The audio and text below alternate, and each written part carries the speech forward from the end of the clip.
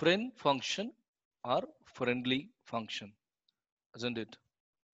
So friend, no, everyone knows that friend is having more privileges than anyone else, isn't it? So when somebody is a friend, he can easily communicate with you, and easily he can access your belongings, isn't it? Whereas others cannot do it. So like this, the friend function is also created in C++ with the same motive to make the communication between the modules easier, and also to enable the use of or accessing the resources of the class. Okay. So what is a friend function in C++? It's basically a function. Okay. It's defined outside the scope of the class, but it has the right to access all private and protected members of the class, isn't it? At this point, you may not be able to familiar with the protected members, but that's another access specifier, like a private and public. The third access specifier is protected members. So a friend function, it's a general member function only, but it is not defined inside the class. Okay, it's always declared outside the class, and it has a right to access all the private and protected members of the class. Hmm? And although the friend function is defined outside the class, the prototypes are still present inside the class definitions. Okay, and now let us look into the characteristics of friend function. What are the characteristics? First of all, it is not present in the scope of the class into which it has been declared as a friend. If you declared a member function as a friend to a class, it will not be present inside the class. It will be in the scope of the class. Since it is not in the scope of the class, it cannot be called using the object of that class, isn't it? So when something is a part of a class, we can call it by using the objects. We call the member functions by using objects. But the friend is basically presents a friend function outside the class. So no way you can use the objects to access the data members or member functions.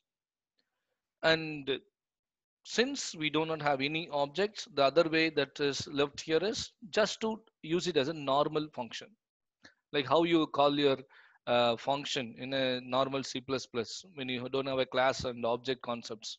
Same way, just call the function, pass the necessary arguments, get the things done. And also, it cannot access the member names directly.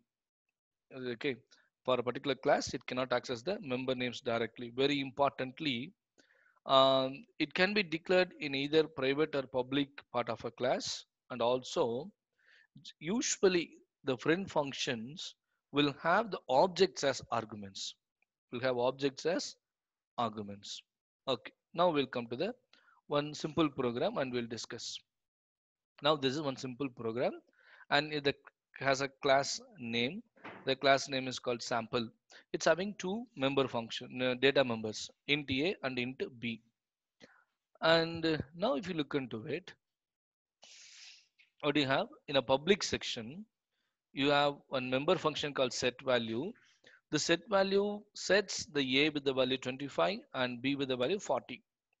Then there is a friend function which uses to find the average of the arguments. Okay, fine. Now what happening here?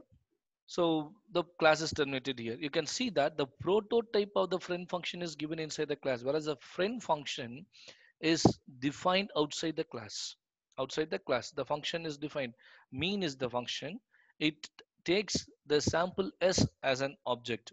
So s is an object of type class sample and returns a data type called float. Okay, so what it does, it returns a float value, which is basically the sum of a and b divided by 2. So a and b of the s is divided by 2. Now coming to the main program, if you look into it, what is that? You have an object called x for example, yes, through x we are accessing the set value member function.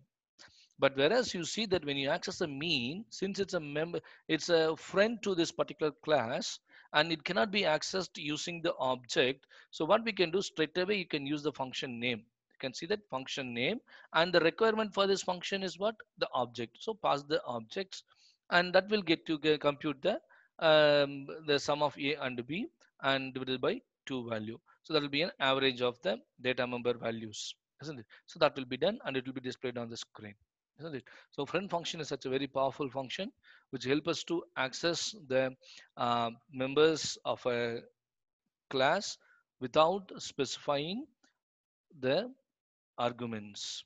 Okay, without without specifying the objects and calling the function by using the objects. Okay, thank you.